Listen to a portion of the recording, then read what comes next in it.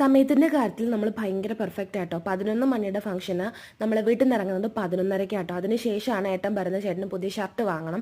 പിന്നെ അതും വാങ്ങിച്ചിട്ടാണ് നമ്മൾ അവിടെ പോകുന്നത്.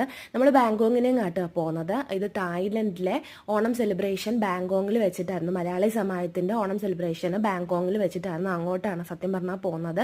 ഹൈവേ കൂടിയാണ് പോകുന്നത്. അപ്പോൾ ഫുഡിൻ്റെ കാര്യത്തിലൊക്കെ കുറച്ച് ടെൻഷൻ എടുക്കണം. കാരണം കുഞ്ഞുങ്ങളുള്ളപ്പോൾ നമ്മൾ കുറച്ച് പേടിക്കണം. നമ്മുടെ വീട്ടിൽ നിന്ന് 1 മണിക്കൂർ ട്രാവൽ ആട്ടോ വരുന്നത്. എന്നാൽ പോലും പറയാൻ പറ്റില്ല. അതുകൊണ്ട് ഫുഡൊക്കെ കുറച്ച് പാക്ക് ചെയ്തിട്ടാണ് നമ്മൾ പോകുന്നത്.